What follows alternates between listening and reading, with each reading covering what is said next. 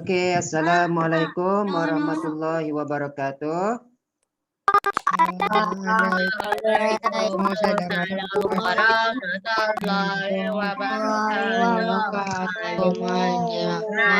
Oke, sebelum kita mulakan kelas, mari kita baca doa sebelum belajar. Oke, sama-sama baca doa.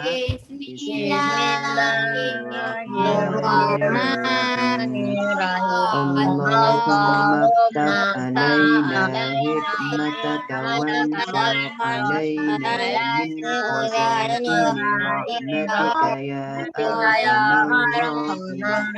Rabbi shrah li sadri wa yassir li amri wahlul 'uqdatam min lisani yafqahu qawli. Amin. Amin. Assalamualaikum Ustaz. Waalaikumsalam. Okey, siapa yang dah masuk boleh buka buku teks BM muka surat 79.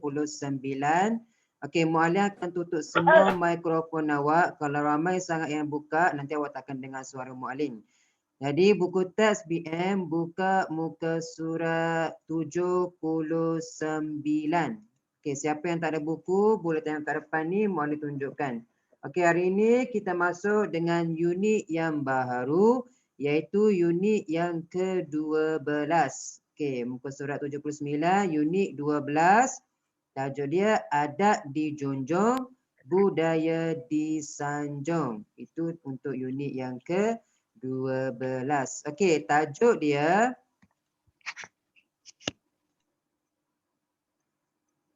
tajuk dia anggun jahitan tradisional. Jahitan tradisional ni, kalau tradisional ni maksud dia pakaian yang zaman-zaman dulu punya. Kalau awak pernah tengok. Dia tak sama design dia yang dulu dengan yang sekarang. Okey, mari kita baca petikan ini. Kita cuba fahami petikan ini dia bercakap tentang apa. Okey, tajuk dia anggun jahitan tradisional. Jahitan tradisional ni dia merujuk kepada jahitan baju yang macam awak tengok dalam gambar ni. Baju-baju yang tradisional, dia punya jahitan dia tu cantik. Okey, Balkis dan kawan-kawannya menonton video tentang jahitan tulang belut di dalam bilik tayang. Okey, itu yang pertama. Okey, yang kedua, jahitan tulang belut. Ini nama jahitan tulang belut ni, baju dia. Jahitan ni ada banyak jenis. Antaranya ialah jahitan tulang belut. Okey, jahitan tulang belut satu seni dalam jahitan. Jahitan ini biasanya terdapat pada leher baju kurung tradisional dan baju Melayu Teluk Belanga. Kalau jahitan tulang belut, dia ada pada leher baju. Dia takkan ada tempat lain. Dia ada dekat sekitar leher awak ni. Okey. Jahitan tulang belut yang cantik dihasilkan secara bertindih-tindih, serong dan meruncing. Masih belum ada tukang jahit yang dapat menjahit tulang belut dengan mesin. Oleh itu, jahitan tulang belut ni dia cantik sebab apa? Sebab dihasilkan secara bertindih-tindih, serong dan meruncing. Maksudnya yang jahit ni orang sendiri yang buat. Dia tak pakai mesin. Dia pakai tangan dia sendiri. Oleh itulah, sebab dia pakai tangan sendirilah, seni jahitan ini begitu berharga dan istimewa sehingga kini. Jahitan tulang belut amat diminati kerana mempunyai nilai tradisi yang tinggi. Itu berkaitan dengan jahitan tradisional iaitu jahitan tulang belut. Jahitan dia ada di sekitar sekitar apa? Ya, Sofia. Tak dengarlah suara awak, Sofia. Muka surat mana tadi? Muka surat 79. Okey, muka surat 79. Okey, soalan dia tanya, macam mana kita nak respon kepada persoalan, soalan yang ditanya. Okey, yang perempuan yang pakai tudung ni dia tanya, pada pendapat kamu, apakah keunikan jahitan tulang belut? Berdasarkan petikan ini, dia menceritakan tentang jahitan tulang belut. Jadi setiap soalan yang ditanya tu jawapan dia kita boleh tengok di dalam petikan ini. Macam mana kita nak merespon? Okey, soalan pertama ditanya, pada pendapat kamu apakah keunikan jahitan tulang belut? Ditanya apa keunikan, apa keistimewaan jahitan tulang belut? Kalau awak tengok dalam petikan ni awak rasa agak-agak apa dia keistimewaan dia? Apa yang membezakan jahitan tulang belut ni dengan jahitan-jahitan yang lain? Apa yang keistimewaan dia? Kalau awak tengok dalam petikan ini, dia memberitahu kat sini, tengok dia beritahu, jahitan tulang beluk yang cantik dihasilkan secara bertindih-tindih, serong dan meruncing. Itulah antara kelebihan dia. Jadi kalau soalan ini kita nak jawab macam mana?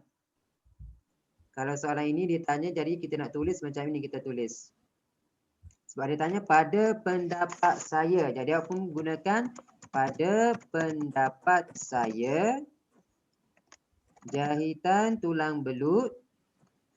Pada pendapat saya keunikan. Dalam petikan tu dia bagi keunikan jahitan tulang belut.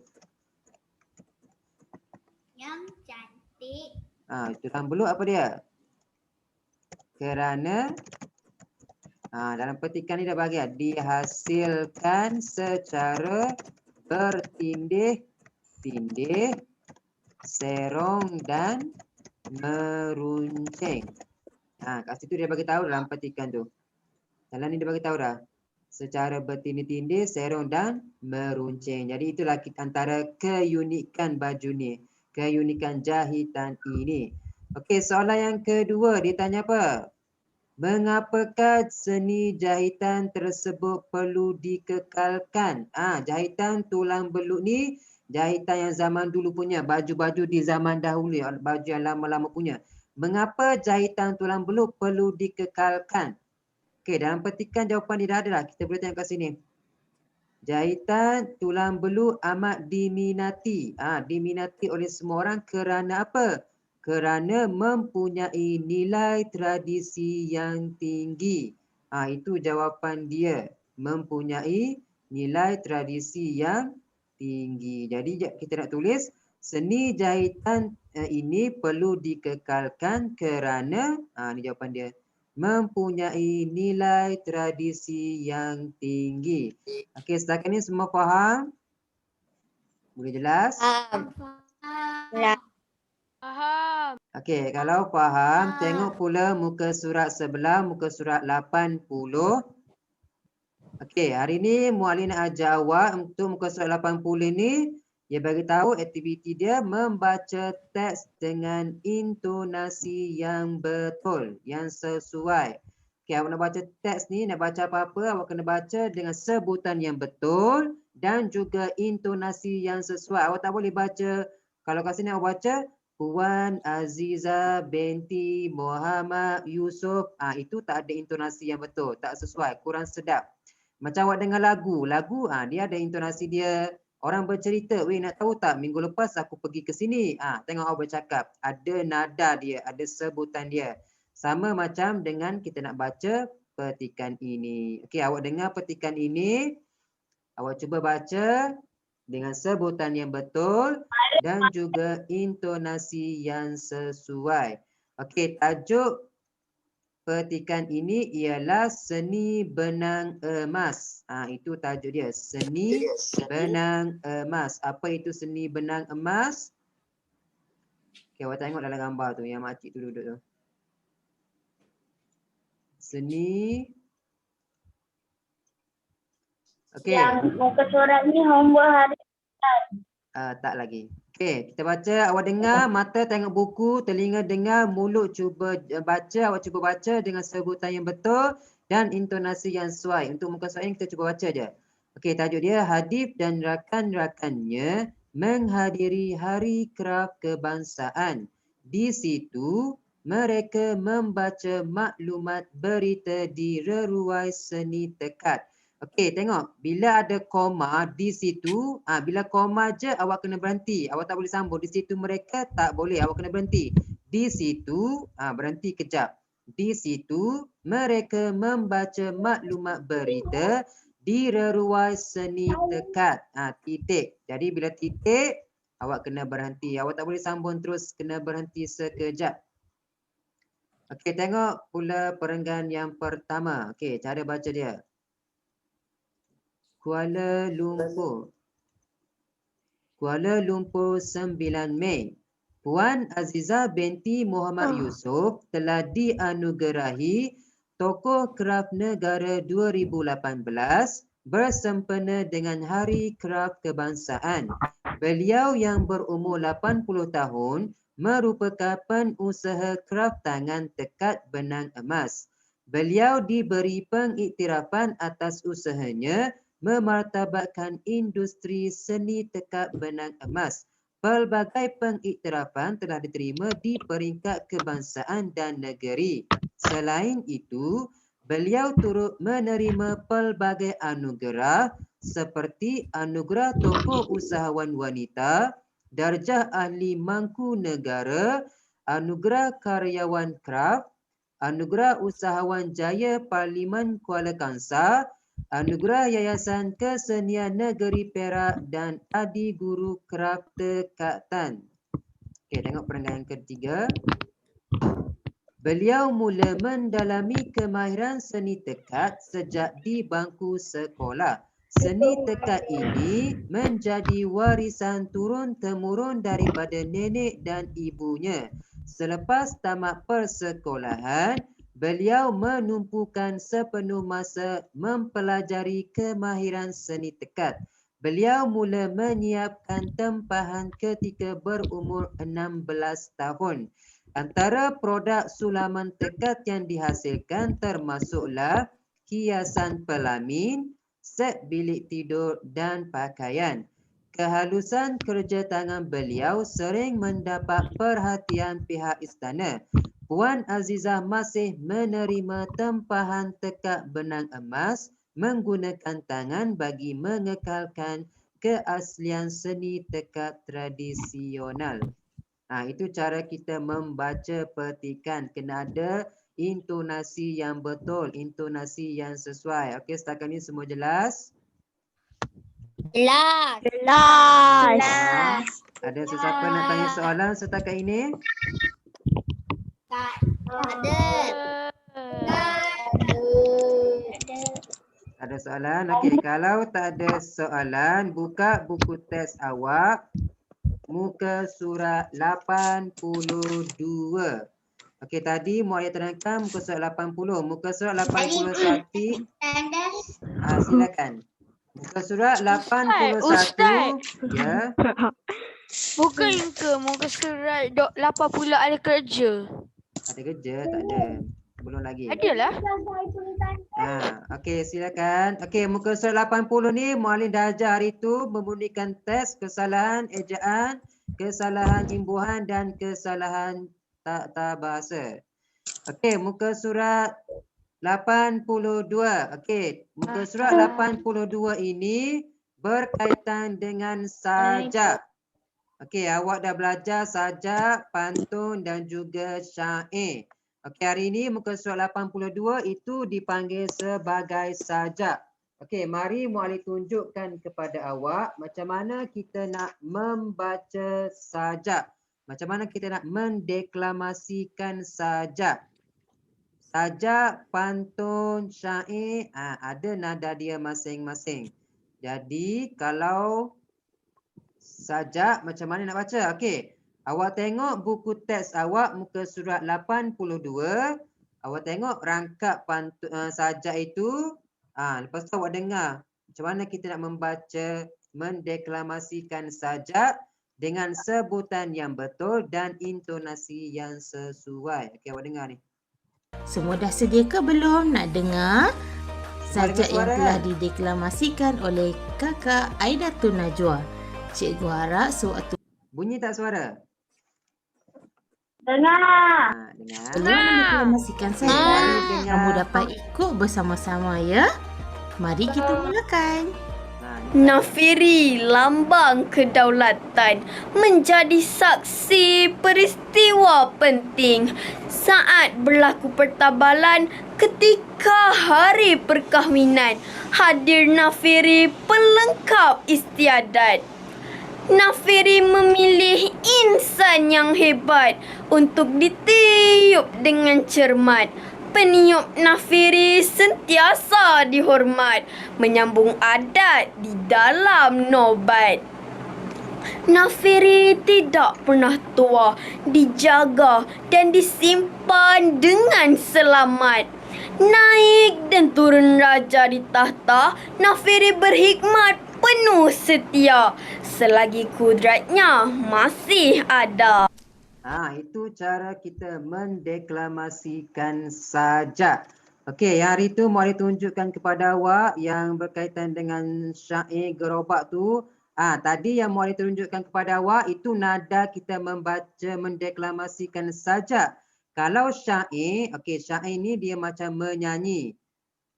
Yang syair gerobok pusaka dalam buku teks awak yang hari tu yang Mari tunjukkan muka surat 74. Apa tengok buku teks awak muka surat 74, itu syair. Ini cara kita mendeklamasikan syair.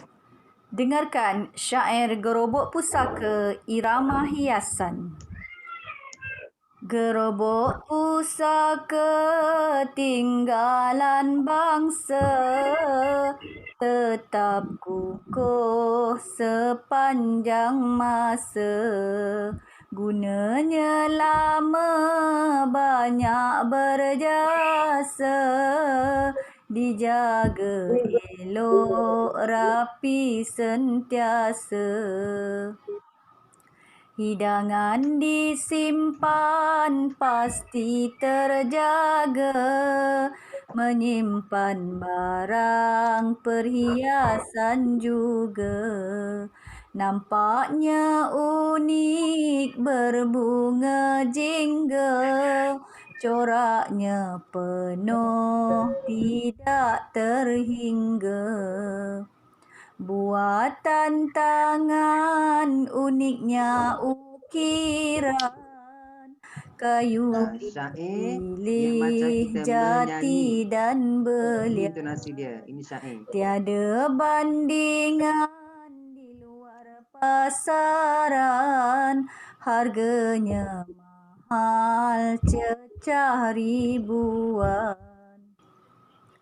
Gerobok pusaka warisan negara, janganlah lupa wahai saudara. Cinta akan seni moga membara, agar hazanah tetap terpelihara. Itu cara kita mendeklamasikan syair. Ingat, syair itu kita macam menyanyi. Awak kena bezakan antara syair, pantun dan sajak. Dia ada intonasi masing-masing. Kalau syair, macam tadi, dia macam menyanyi. Kalau pantun, tengok tak jarjik dalam UPP macam mana dia berpantun. 2, 3 kucing berlari, mana nak sama si kucing belang. Itu pantun. Dia tak menyanyi. Macam contoh dia, buah cempedak di luar pagar, ambil galah tolong jolokkan. Saya budak baru belajar, kalau salah tolong tunjukkan. Itu pantun. Itu pantun. Tadi syair. Kalau sajak, macam ni, yang macam ni. Ya. Ada siapa nak tanya soalan? Ya. Okey.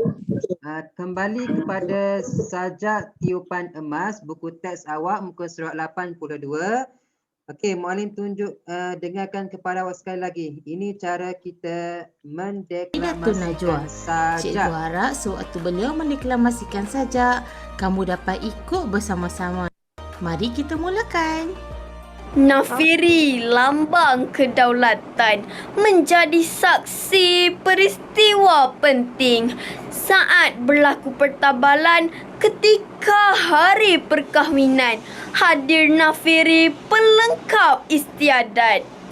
Nafiri memilih insan yang hebat untuk ditiup dengan cermat. Peniup nafiri sentiasa dihormat, menyambung adat di dalam nobat. Nafiri tidak pernah tua, dijaga dan disimpan dengan selamat.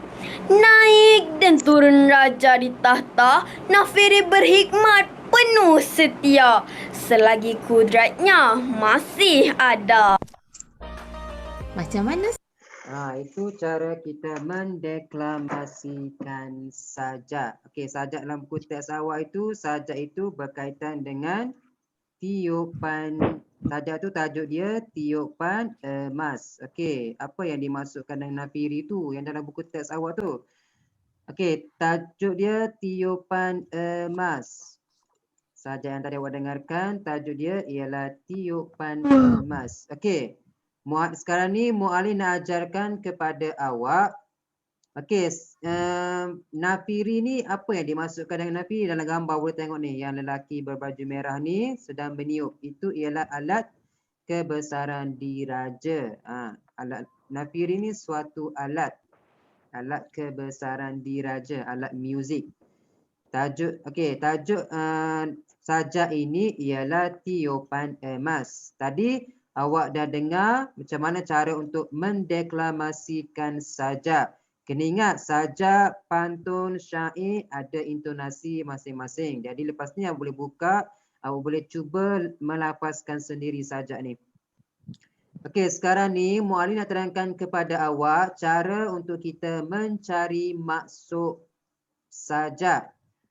Sajak ini rangkap yang pertama, ini rangkap yang kedua, ini rangkap yang ketiga. Jadi sajak tiupan emas ada 3 rangkap. Okey, setiap rangkap dia ada maksud masing-masing. Okey, untuk rangkap yang pertama, nafiri lambang kedaulatan menjadi saksi peristiwa penting saat berlaku pertabalan ketika hari perkahwinan hadir nafiri pelengkap istiadat. Okey, dalam rangkap yang pertama, apa yang nak disampaikan kepada kita? Okey, untuk rangkap yang pertama, masuk rangkap yang pertama dia nak bagi tahu ialah nafiri ialah alat kebesaran diraja. Kat sini dia bagi tahu nafiri lambang kedaulatan. Nafiri ialah alat kebesaran diraja. Nafiri dimainkan dalam majlis rasmi seperti ada istiadat pertabalan dan juga perkahwinan. Kat sini dia bagi tahu saat berlaku pertabalan diraja ataupun ketika hari perkahwinan hadir nafiri. Nafiri ni dimainkan dalam majlis rasmi seperti ada istiadat dan juga ada istiadat pertabalan dan juga hari perkahwinan. Bila ada kahwin je, ada pertabalan diraja je, nafiri ini akan dimainkan. Itu untuk masuk rangkap yang pertama. Okey, setakat ini semua jelas rangkap yang pertama? Ada siapa nak tanya soalan? Tak ada. Okey, kalau tak ada, mari kita tengok pula untuk rangkap yang kedua. Okey, tadi rangkap yang pertama, rangkap yang kedua pula. Kita tengok pula rangkap yang kedua. Apa pula masuk rangkap yang kedua? Okey, nafiri memilih insan yang hebat untuk ditiup dengan cermat. Peniup nafiri sentiasa dihormat, menyambung adat di dalam nobat. Okey, yang pertama maksud dia, nafiri dimainkan oleh orang yang mahir. Kat sini dia beritahu, nafiri memilih insan yang hebat untuk ditiup dengan cermat. Jadi dalam petikan tu dia bagi tahu nafiri ini dimainkan oleh orang yang mahir. Itu untuk rangkap yang pertama. Okey, yang kedua apa pula kita nak bagi tahu? Maksud yang kedua. Cuba tahu.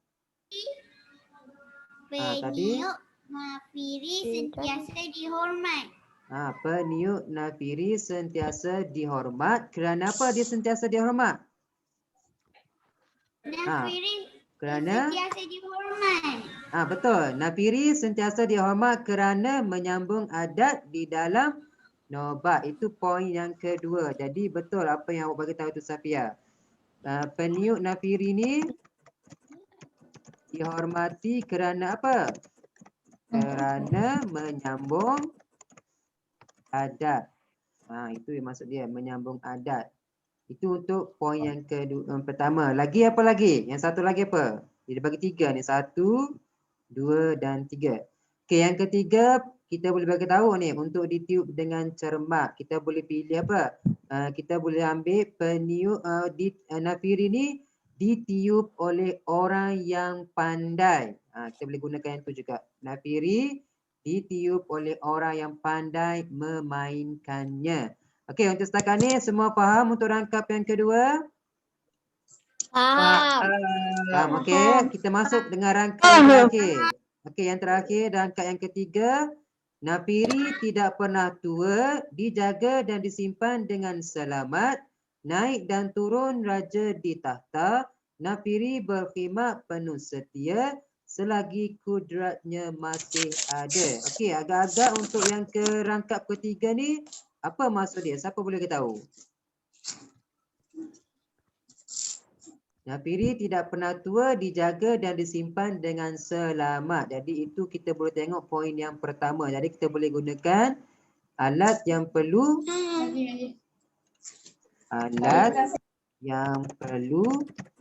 dijaga. Kita boleh ambil untuk alat yang pertama tu. Dijaga. Dan apa yang dijaga dan disimpan dengan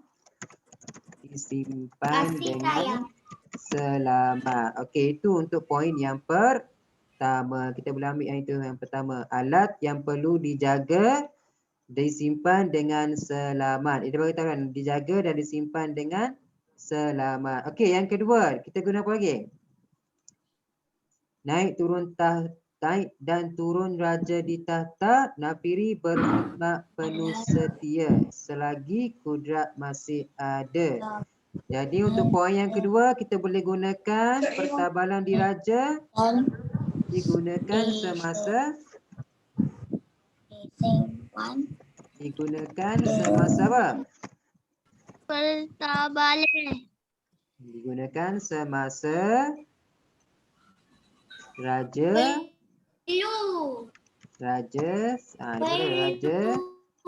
naik tahta.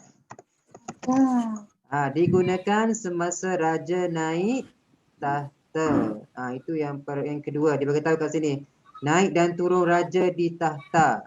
Jadi digunakan semasa raja naik tahta. Okey, yang ketiga, Nafiri berkhidmat penuh setia selagi kudratnya masih ada. Kita boleh gunakan alat ini digunakan semasa majlis kerajaan raja-raja. Itu masuk yang ketiga. Kita boleh gunakan itu juga. Okey, setakat ni semua faham berkaitan dengan sajak tiupan emas. Ada sesiapa nak tanya soalan? Faham? Tak ada soalan? Okey, sekarang ni kerja rumah awak ialah awak salin sajak ini di dalam buku penulisan. Tajuk dia tiupan emas. Lepas tu awak salin sajak ni. Lepas tu awak cari maksud dia. Kita dah bincang dah tadi. Yang pertama dia dah bagi tahu, rangkap pertama dia dah bagi. Jadi rangkap yang kedua dan ketiga awak cari maksud dia. Kita dah bincang dah tadi. Jadi salin petikan rangkap sepantun ni dulu. Petikan sajak ini dulu, baru awak cari maksud dia. Boleh faham? Boleh. Okay, ada sesiapa yang tanya soalan sebelum kita habiskan kelas? Kita ada lagi 4 minit. Tak ada soalan? Semua faham? Okey, kerja rumah jangan lupa buat. Okey, jadi minggu depan awak akan bermula apa minggu depan? Periksa. Peperiksaan pertengahan tahun. Jadi jangan lupa ulang kaji balik apa yang awak dah belajar yang lepas-lepas sampai tajuk yang sekarang. Jadi dari unit pertama sampailah unit yang ke-12. Awak ulang kaji balik, tengok balik buku-buku awak. Jadi jawab yang terbaik, teruskan usaha anda. Okey, ada siapa yang tanya soalan? Ada. Ada soalan? Semua faham? Ada. Okay, tak ada. Setakat ini sahajalah kelas kita untuk malam ini. Kita tutup kelas kita dengan doa surah Wal-As. Kita sama-sama baca doa Wal-As. Bismillahirrahmanirrahim.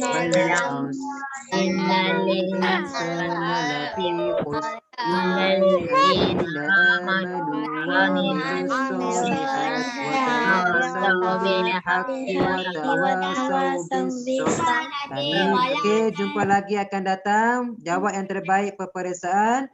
Assalamualaikum warahmatullahi wabarakatuh. Waalaikumsalam warahmatullahi wabarakatuh. Walim Afnan.